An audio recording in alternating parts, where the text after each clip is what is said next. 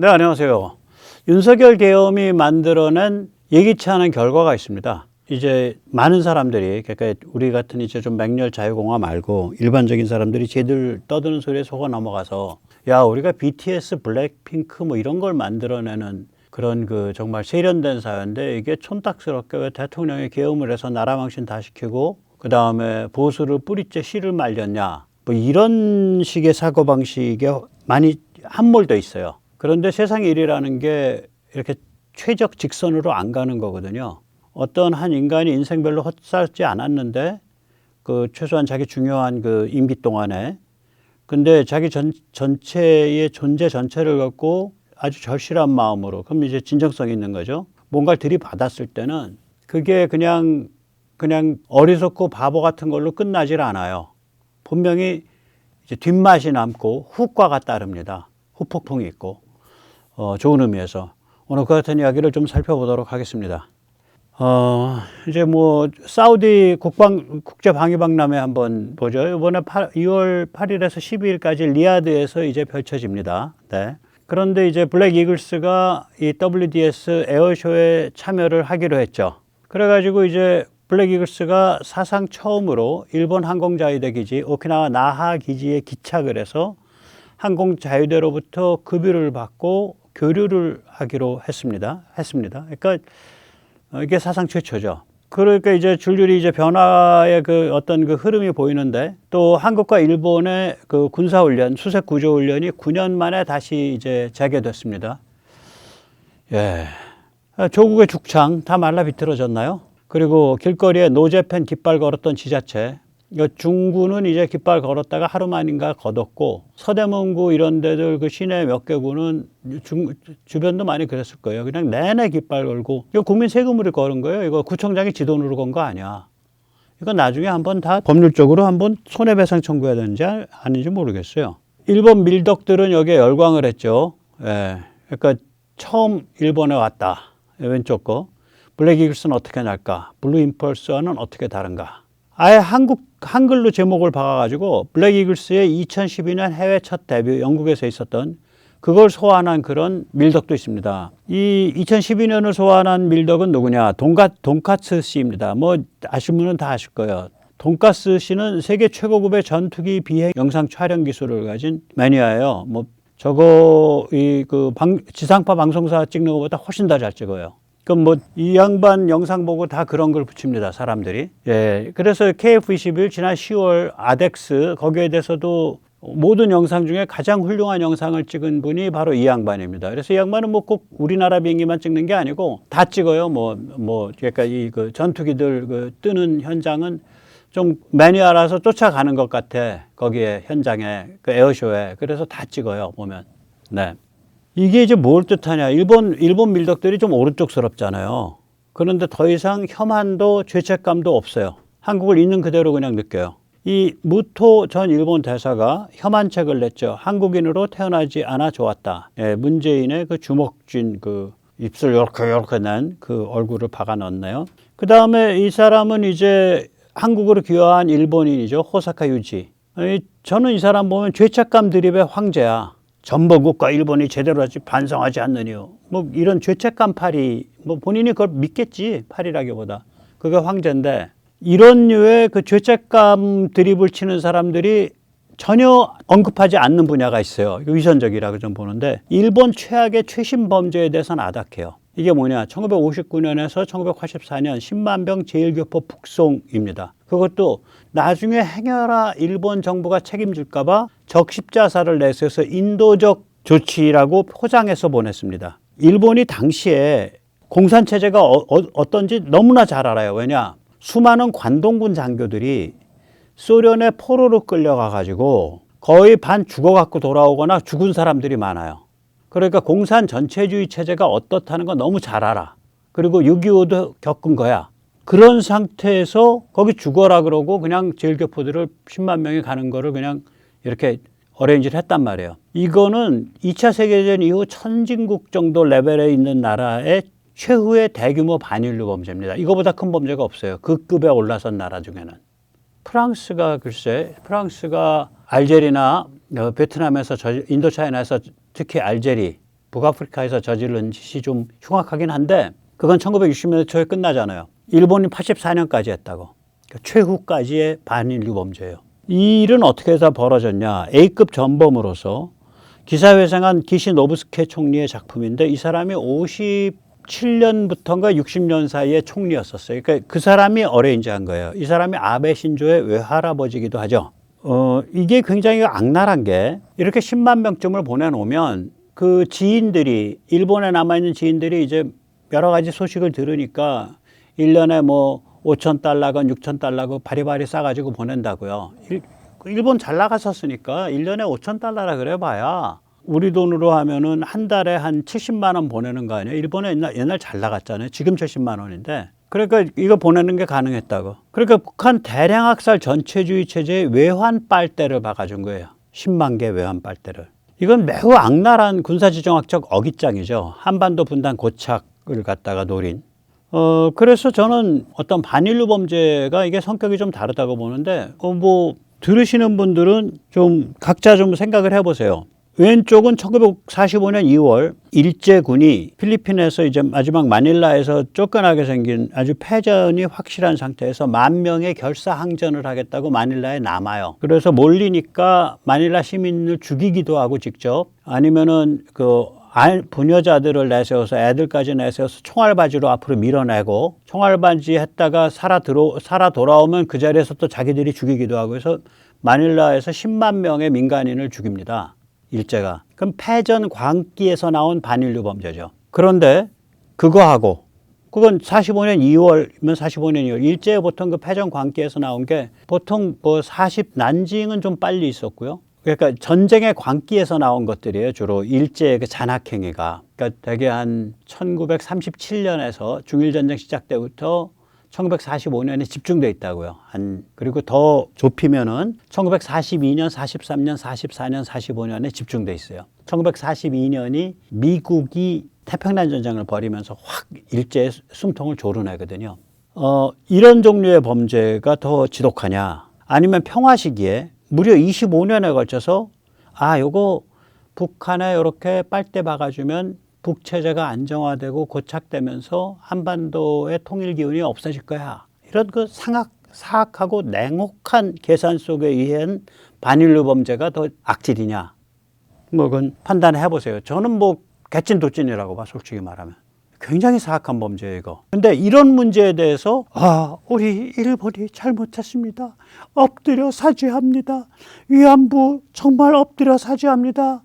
징용 엎드려 사죄합니다 하고 질질 짜는 일본의 양심들 중에 이 문제 얘기하는 사람들 하나도 못 봤어. 다른 쪽은 얘기를 해요. 오히려 쿨하게. 질질 짜는 사람 중에 죄책한 발의들 중에는 한 번도 한 게 없어.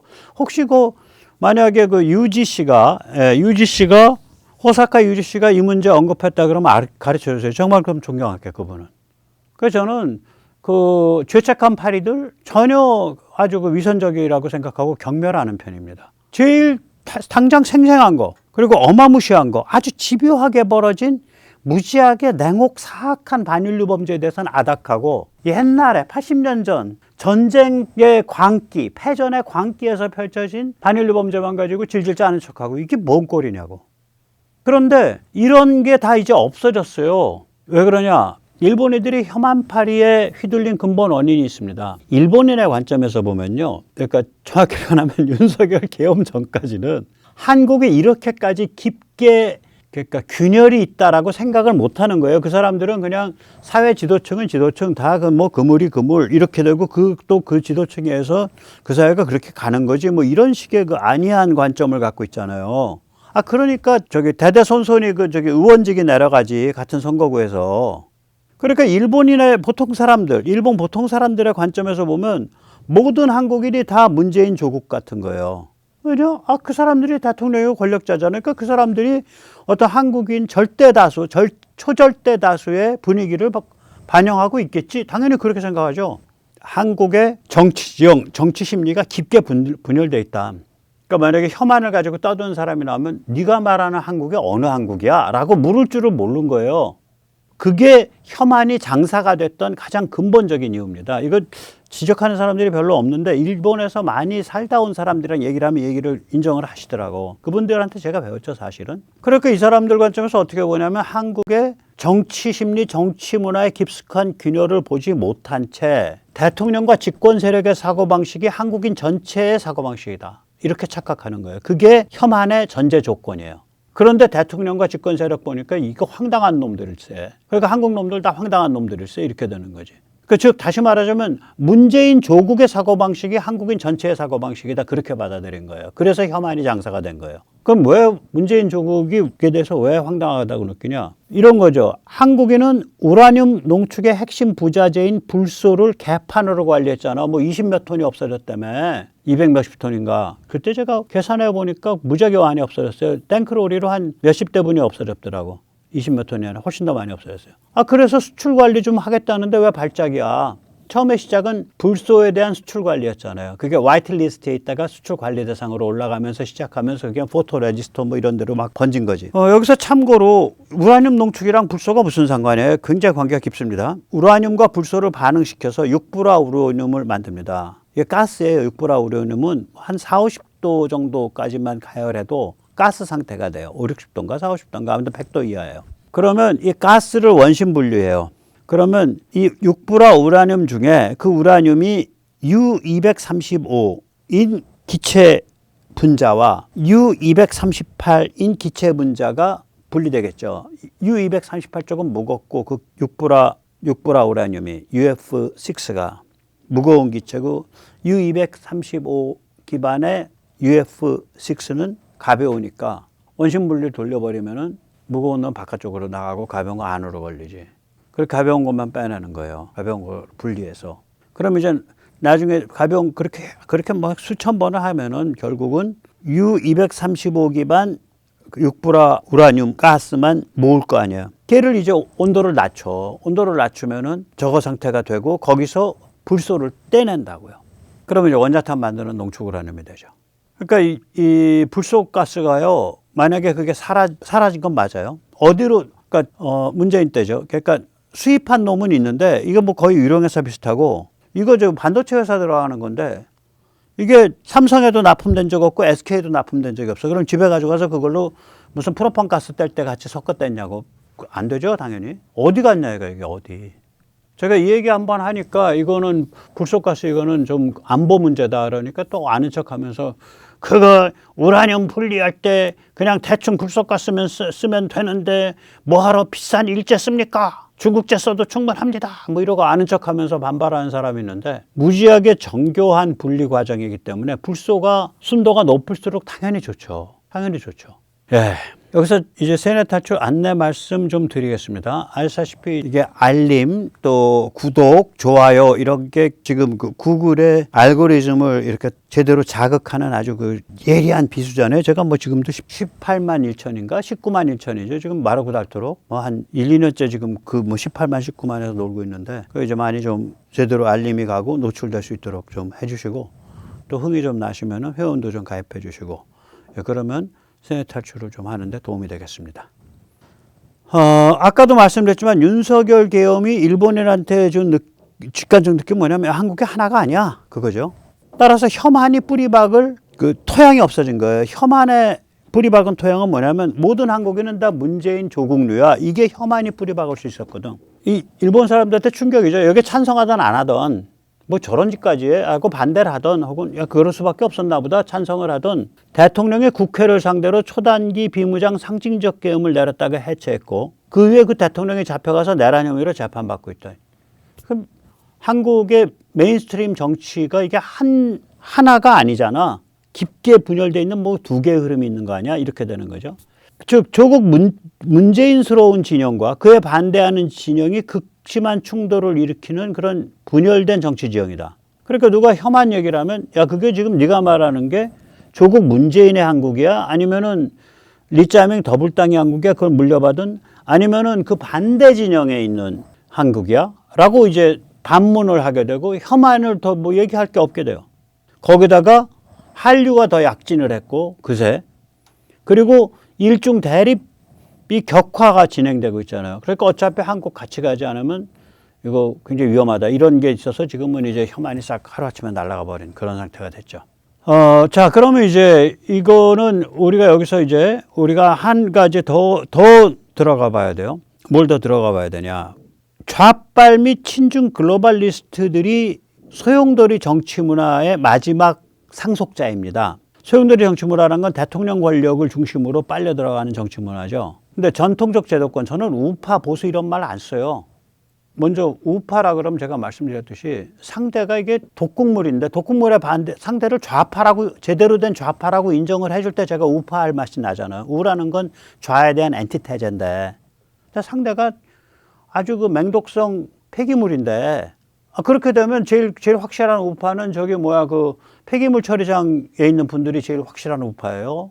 그거보다 더 지독한 폐기물이잖아, 지금 상대는. 그거 좀 치워내겠다는 게 우파면 쪽팔려서 우파하겠냐, 한마디로 그런 게 있고. 보수는요, 나라마다 보수가 다르거든요. 영국 보수와 미국 보수가 다릅니다. 미국 보수는 엄격하고 피냄새가 나고, 영국 보수는 부드럽고 사려 깊어요. 그러니까 반혁명이 깃발이었기 때문에 유혈 버리지 말자라는 게 영국 보수의 깃발이었어요. 반면에 미국 보수는 웬만하면 유혈 버릴 수도 있어, 이런 아주 살벌한 데가 있다고요. 그러니까 두 개가 달라. 정치적 보수주의가 흐름이. 미국은 공격적인 프로테스탄티즘을 기반에 깔은 보수고요. 영국은 그렇지가 않잖아요.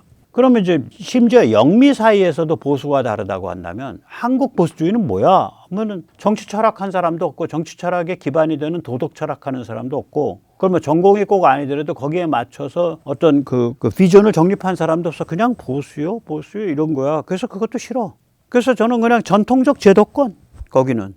그 족보 따져 올라가면은 우남 이승만의 자유당, 박정희의 공화당까지 가는 자유공화주의, 이렇게 전통적 제도권. 그 다음에 여기는 신흥제도권, 종북. 이제 종북은 극복했지, 쟤들이. 거기 줄 서봐야 먹을 게 없으니까. 종중. 그럼 이제 백모 같은 사람 뭐냐, 유배된 자들, 이렇게 되는 거죠. 전통적 제도권이 대통령 중심으로 말려 들어가던 현상은 신군부 때 끝났어요. 그 이후로 전통적 제도권은 대통령 중심으로 참 안 말려 들어가. 각계전투 비슷하게 놀아요. 그리고 이제 조중동이 왕노릇 하려고 그러고, 거기서는. 신흥제도권은 문재인 때까지만 해도 대통령 중심의 그 소용돌이가 강했어요. 왜냐하면 신흥제도권이 일방적으로 역사 해석 담론 언어를 장악하고 있었잖아요. 문재인 때까지만 해도. 그런데 이게 윤석열 시절 되면서 확 바뀐 거예요. 다른 대안을 제시를 해줬고, 한미일 삼각체제를 제시했고, 미국과 굉장히 그 전략적인 동맹관계가 어떻게 발전할 수 있는지 제시했고, 나토랑 함께 놀았고, 우크라이나 전쟁에서 우크라이나를 지원했고, 뭐가 다른 게 쭉 보여지다가 드디어는 이 양반이 못 참고서 초비상 계엄을 터뜨린 거 아니야. 그럼 그거 자체가 전술적으로 옳다 그르다, 가장 좋은 방법이었다 아니다, 여러 가지 평가는 있을 수 있지만, 결국 그 계엄은 온 세상에 뭔가를 알렸어. 뭘 알렸냐? 한국에 강력한 친중 종중 세력이 존재한다. 그리고 이들이 국회 독재를 하고 있다. 레지슬러티브 티러니. 그리고 이들은 지금 대통령인 나 윤석열을 허수아비로 만들고 있다. 이걸 알린 거 아니에요. 그게 그 사람 그 계엄 거식의 그 핵심 테마지, 그 양반에. 그러니까 이런 걸 알리게 되면은 이쪽 진영에서 이제 화급하게라도 역사 해석 담론 언어를 찾기 시작을 해요. 그런데다 기막힌 우연의 일치가 한미 군사 동맹이 복합적 다차원적인 한미 레티스 동맹으로 진화했잖아요. 따라서 신흥 제도권이, 즉 종중 세력이 중심이, 종중 좌빨 해체주의가 중심이 된 신흥 제도권이 대통령 중심으로 온 사회를 쥐고 흔들 수 있는 힘을 이미 상실해 버렸어. 소용돌이 정치 문화가 끝난 거예요. 그게 마지막에 문재인이었던 거예요. 문재인 그 코로나 전까지가 마지막이었던 거예요. 2018, 2019 이때가 마지막이었던 거예요. 이렇게 돌이켜보면. 그러면서 이제 우리가 그러면 얘들이랑 어떻게 싸워야지, 어떤 관점을 봐야지, 이제 이런 생각을 하잖아요. 일단 그래서 타산지석이지만 베네수엘라나 마두로를 어떻게 다뤄내는지를 한번 보자고요.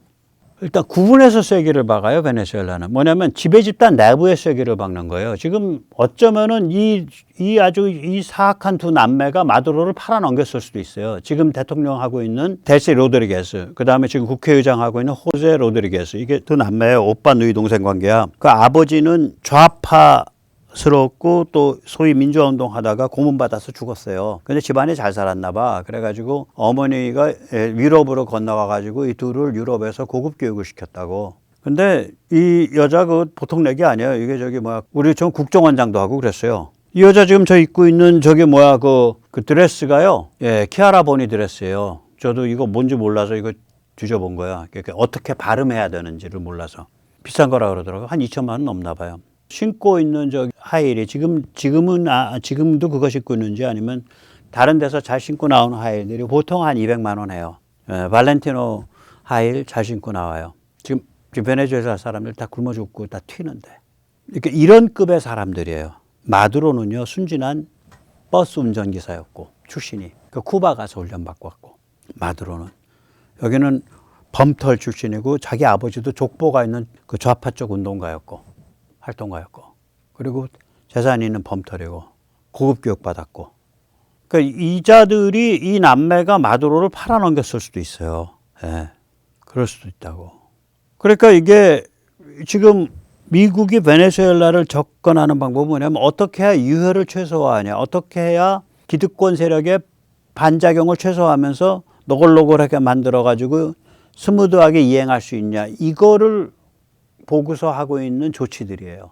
한편으로는 야 로드리게스 남매 당신들 둘 죽을래? 하고 걸어놓고 다른 한편은 그들과 거래를 하고 정치범 풀어, 석유는 이렇게 석유 개발을 필요하니까 거기 법 고쳐 이러면서 이제 진행되고 있는 거예요 지금 상황이. 이란도 그렇게 갈 겁니다. 한편으로는 대규모 참수하고 심리전 펼치고 국민을 무장시키더라도 다른 한편으로는 이 이슬람 신정 전체주의를 지지하는 약 1,000만 명 정도 되는 골수 특권 집단 그 내부의 분열을 일으키려는 그 내부의 쐐기를 박으려는 그런 공작을 하고 있을 거예요. 그런 작업을. 당연하죠. 그래서 이제 이란도 지금 그런 작전을 진행 중이라고 저는 생각을 합니다. 제가 이제 이런 생각을 굳히게 확신을 하게 된 건 스티브 커킨 이 프린스턴대 교수, 그러니까 이 전체주의권, 공산계 전체주의권 연구에 있어서 세계 최고의 석학이죠. 이 사람이 그런 얘기를 하더라고. 그래서 이 말 맞다. 이 사람이 우크라이나 전쟁 터지고 얼마 지나지 않아서 22년도 말 23년 초에 이거는 아마 한국 모델 갈 거다. 그러니까 법률적으로 영토는 우크라 것이지만 휴전 상태에서 실효적인 점령권은 러시아가 갖는 그런 상태로 갈 것이다. 근데 지금 유럽으로 주도권이 넘어가면서 이제 그렇게 갈 게 거의 확실해지고 있거든요. 만약에 휴전이 일어난다면 영토 한량이 아니라 그래 너희가 실효적으로 점령하고 있다는 건 인정할게. 그러나 여기에 영토 주권은 우크라이나에 속해. 아마 그렇게 갈 가능성이 굉장히 큽니다. 지금 이렇게 말 돌아가는 거 보면. 그리고 더욱이 엊그저께 인도와 미국이 빅딜을 치면서 인도가 러시아로부터 원유를 수입하는 것을 끊겠다라고 약속했다고 트럼프가 주장을 했어요. 인도는 아닥하고 있고 러시아 쪽에서는 뭐 인도로부터 아무 연락 못 받았습니다. 이런 개소리하고 있고. 만약에 이제 그렇게 정말 일이 벌어진다면 러시아는 이제 카운트다운 들어가는 거죠. 네, 카운트다운 들어가는 겁니다. 그래서 이 스티븐 커키는 뭐냐면 총 가진 놈들 전체를 다 적으로 돌리면 안 된다. 그 중에서 좀 맑게 알아듣는 놈들을 빼내야 된다. 이쪽 편으로. 그런 얘기를 해요. 총 가진 놈들을 갈라놔야 된다. 예, 한번 직접 들어보시죠. Yeah, so the argument I'm making is that these regimes are all-powerful and brittle at the same time.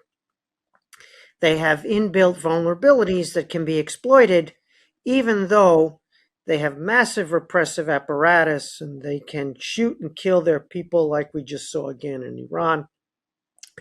They fail at everything across the board. The only thing they must succeed at is to suppress political alternatives. So if you're pushing up against them, the thing you want to do is widen the aperture for political alternatives. The way that happens best is to divide the people with the guns. 네, 총 가진 놈들을 갈라놔야 된다. Divide the people with the guns. 그냥 막무가내로 한꺼번에 다 밀어내고 대체 세력으로 그냥 다 이렇게 만든다고 그거가 작동을 안 한다. 그렇게 세상 일이. 굉장히 그 깊게 새겨들어야 될 말이에요. 그래서 저들 내부의 틈새를 파고들어야 된다 이런 얘기를 하죠. 또 들어보십시오. To divide the people with the guns. They were already at daggers drawn. They hate each other. They're jealous of each other. Very rivalrous. If I steal the property, then you can't steal the same property.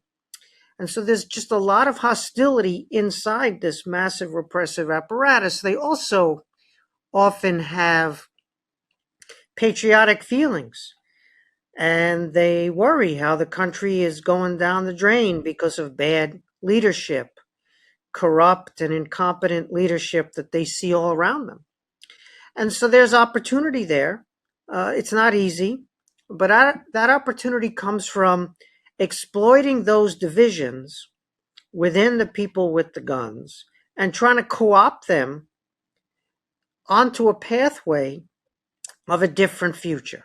So it may not be an immediate transition to democracy. It may not be that the quote democratic opposition unquote is swept into power. But if you get the democratic opposition in power, you still have the problem of what to do with all those people with the guns. 예, 그러니까 좀 흔히 얘기하는 민주적 대안 세력, 민주적 야당 세력, 탄압받았던 세력이 순식간에 권력을 장악한다고 하더라도 기존에 총 가진 놈들 이거 어떻게 처리할 거냐? 그 문제 안 터지겠냐? 이제 이런 얘기를 하는 거예요. 굉장히 현실적인 얘기예요, 지금. 그리고 나서 이제 또 다음에 또 이제 무슨 얘기를 하냐? 막무가내로 정권을 교체하면 크게 덧나는 수가 있다. 한번 보시죠.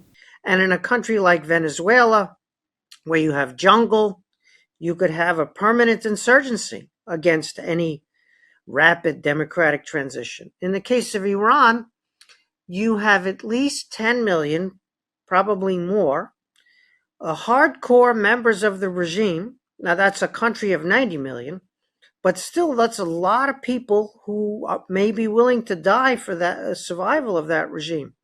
So unless you can get figures who control big pieces of those repressive apparatuses and militaries and would march them towards a transition out of self-interest, you're faced with the difficulty that the regimes can hang on. They can suppress their people, kill them, imprison them, drive them out of the country into exile, as long as they can keep some elements of the security forces who are powerful from breaking away and trying to form a different future. So that's the dilemma in every single case. And that dilemma has yet to be solved in either the Iranian or the Venezuelan cases. Again, we're not very good at this. This is really difficult. Still, it can be done. 네, 이런 문제예요, 지금 보니까. 이게 지금 굉장히 아주 그 심오한 통찰입니다. 그럼 이건 이제 이란, 베네수엘라 같은 그런 급수의 나라들에 대한 얘기인데, 이런 종류의 깊은 통찰을 만약에 한국으로 옮겨가지고 변형해서 적용하면 어떤 결론이 나오냐. 제가 이제 오늘 그 얘기를 드리는 거예요. 우리 자유공화 저항 세력의 전략은 어때야 될 거냐. 우리는 이제 물론 이란이나 베네수엘라는 이제 격이 좀 다르죠. 이란, 베네수엘라 같은 경우에는 이제 총 가진 놈들 중에 돌아설 놈이 누구냐. 그리고 돌아서는 놈들을 잘 꼬셔가지고 잘 포섭해서 틈새 공간을 만들어가자 이렇게 되는 거지. 그럼 뭐 백모가 나서가지고 이런 식이면은 야, 리짜이밍 더블당 중에 좀 정신 차릴 놈이 누구야? 그러면 이제 망하는 거예요. 한 놈도 없어. 현역 중에 한 놈도 없어요. 글쎄, 한 놈도 없죠. 몇 명 있었던 사람들 마지막 흔적이 노무현 정부 때쯤 될 거예요. 그리고 나서는 점점 퇴화해갖고 질이 나빠졌어요. 악질화돼서 지금은 한 명도 없는 것 같아요. 그럼 한국에서는 어떤 거냐? 지금 한국은 이제 문재인까지는 소용돌이 정치 문화라고요. 소용돌이 정치 문화의 마지막 상속자가 문재인이에요. 그러니까 아까도 말씀드렸지만 제도권, 전통적 제도권에서는 신군부 때 소용돌이 정치 문화가 끝났고, 뭐 이명박 정부, 박근혜 정부쯤 되면 전통적 제도권에서 정부에만 줄 서려고 하는 사람들은 별로 없단 말이죠. 저쪽에서는 그 소용돌이 정치 문화가 나라를 막 자꾸 흔들고 막 이재용 같은 부회장도 그냥 막 감옥에 장기 수감시키고 막 이런 무도한 짓을 막 저지르고 나라를 잡고 흔들 수 있던 그 소용돌이 정치 문화가 저쪽은 저기 막 신흥 제도권에서는 문재인 때까지 작동을 했어요. 근데 지금 이제 그게 다 빠개진 거예요. 특히 그게 윤석열 대통령의 22, 23, 24, 3년 동안의 치적과 또 그런 그 초비상 계엄이라는 드라마틱한 그것에 의해서 다 까발려질 게 다 까발려져 갖고 이 지금은 우리 어떻게 해야 되냐. 소용돌이 정치 문화를 한국 레티스 동맹을 활용해서 다원적 정치 문화, 즉 다시 말하자면 종중 좌빨이 세몰이가 불가능한 정치 문화, 리짜이밍 더불당이 세몰이가 불가능한 저항이 일상화된 정치 문화로 만들어 봐야 돼요. 저항 혹은 사보타지, 말 안 듣는 거, 개기는 거 이런 게 사회 각계각층에 일상화되어 있는 그런 정치 문화로 먼저 가야 돼요. 지금 가고 있죠. 저는 가고 있다고 보는데 그리고 또한 이거는 트럼프가 한국을 바로 정돈해주길 기대하면 안 돼요. 지금 미국의 아젠다가 한국을 바로 정돈해줘야 된다. 한국인을 위해서 그런 건 없다고요. 보셨잖아. 이란과 베네수엘라를 다룰 때도 야 저거 그냥 선과 악으로 나눠가지고 저놈들 한꺼번에 싹 밀어버리고 아까 로드리게스 남매 얼마나 흉악해요. 얼마나 흉악하면 저 자리까지 기어 올라가서 마두로 백벤치 시키고 심지어 아마도 마두로를 넘겨줬을지도 모르고 그리고 나서는 권력 잡고 있는데 그 대통령이라는 사람이 나라는 다 부도가 나서 빠개져 있는데 걸치고 있는 드레스가 한 벌에 2천만 원짜리고 신발에 꽤 신고 차고 다니는 질질 끌고 다니는 하이힐이 한 벌에 200만 원짜리를 하고 다니니 저것들이 정상인 남녀 오빠 누이 커플이냐고 저게. 정상 아니죠. 근데 저것들이랑 딜을 쳐가지고 살살살살 이행시키고 있잖아요. 이란에 대해서도 지금 만약에 저나 혹은 스티브 커킨이 보는 게 맞다면 어마무시한 군사력으로 딱 그 죽을래 살래 상태로 만들어 놓고 야 너는 좀 우리랑 같이 움직이자. 요번에 누구누구 날리고 이렇게 하자라고 열심히 공작하고 있을 거다 이거죠. 그죠? 그런데 한국은 그즉 다시 말하자면 이런 일이 전체적인 큰 방향은 분명히 가치지향적이고 분명히 좋은 방향으로 가지만 그 인간의 수명이라는 건 인간의 인생이라는 거는 비교적 스팬이 짧잖아요. 이 짧은 스팬에서 보면 이게 최적의 직선 코스로 안 가고 구불구불 가는 거라고 이게. 역사는 굽이쳐 흐르는 거라고요. 그러니까 트럼프가 나서서 한국을 바로 정돈한다. 뭐 부정투표를 다 까발겨 갖고 싹 쓸어버릴 거다. 아유 그런 꿈 꾸지 마세요. 수명 짧아집니다. 그 안달복도 하면서 기다리다가 하지 마시라고. 아니 로드리게스가 남매 같은 자들하고도 딜을 맺고서 지금 가고 있는 판인데 조금 있으면 아마 저기 IRGC의 그 흉악한 도살자 한 명이랑 딜 맺고 갈 거예요, 이란은. 그런 판인데, 그게 당장에 뭐가 이렇게 시원하게 똑 부러지게 결정이 나겠어요, 한국에 대해서? 그걸 기대하지 마세요. 우리는 뭘 해야 되냐면 그 대신에 지금 어차피 한미동맹은 굉장히 다층적, 다면적으로 깊게 엮이고 있거든요. 레티스 동맹이란 말이에요. 이걸 활용해서 저기 더불당 그 좌빨 해체주의 세력과 그 독국물 무더기와 미 국무부 사이에 틈을 벌려야 돼요. 미 국무부는요, 제가 거듭 말씀드리잖아요. 최소한 트럼프 등장 전까지, 그리고 트럼프 등장 이후에도 곳곳에 그런 사고방식이 박혀 있는데, 그게 굉장히 큰 관리 조직이니까. 기본적으로는 절차적 민주주의, 절차적 공화국을 만들고 나면, 거기서 어떤 세력이 등장하든 우리 손아귀 못 벗어나, 이런 관점이에요. 굉장히 태평해요. 조셉 윤이 그런 말 했잖아. 인터뷰하면서 다음번에 어떤 정부가 들어와도 미국이랑 같이 일하는 데는 별로 큰 문제 없다고 생각합니다. 이런 얘기 하잖아요. 조셉 윤이 대사대리. 그게 조셉 윤 하나의 말이 아니고 국무부의 늘공들의 기본 관점이 그래요. 그러니까 미 국무부 사이에 그 늘공들의 그런 관점을 완전히 바꿔놔야 된다고. 야, 한국이 어떤 데인데 지금 그리고 쟤들이 얼마나 위험한 애들인데 절차적 민주주의, 절차적 공화국 그거 부정선거 있었는지 없었는지 모르겠지만 어쨌거나 그거 별짓을 다 할 놈들인데 그거 믿고서 지금 간다는 거네. 니들 골변냐? 이런 메시지를 계속 발신해야 돼요. 어떻게든. 두 번째는 뭐냐면 저들과 미 행정부 의회 및 자유공화 지식인 사이에 틈을 벌려야 돼요. 예를 들면은 뉴트 깅그리치 전 하원 의장이며 지금 트럼프 진영 최고의 원로 담론가인 뉴트 깅그리치와 고든 창이 리짜이밍 정부에 대해서 아, 이 자들은 한국을 종중 전체주의 경찰 국가로 지금 끌고 들어가려고 발악하고 있는 자들이야. 이런 얘기를 하잖아요. 그죠? 그리고 의회에서 쿠팡 문제 가지고 그 쿠팡 사장 불러다가 이야기 듣겠다 그러잖아. 예, 굉장히 중요한 거죠. 그리고 저들과 한국인 중 미국과 깊게 엮여 있는 인맥들, 그게 뭐 삼성이든 한화든 현차든 또 다른 수많은 기업들, 또 대학의 교수들, 또 군부의 분들, 이런 사람들 사이에 틈을 벌려야 돼요. 미국과 깊게 엮여 있는 사람들이 리짜이밍 정부에 대해서 적개심을 느끼고 경멸하도록 만들어야 돼요. 쟤들 아유, 세상 돌아가도 모르고 저거 중국 틈만 나면 중국에 가서 꼬리치고 뒤에 가서 발바닥 같은 놈의 자식들 어떻게 저런 것들이 권력을 잡아서 나라가 이 모양이 됐냐 라는 얘기가 돈 다루는 사람들의 입에서 나올 수 있게, 대학에서 잘 나가는 그 교수들의 입에서 나올 수 있게, 대기업 총수들이 자기 식구들과 얘기할 때 나올 수 있게, 그런 사회 분위기를 만들어 가야 돼요. 그러면 반드시 김밥 옆구리가 터져요. 네, 오늘 여기까지 모시겠습니다. 감사합니다.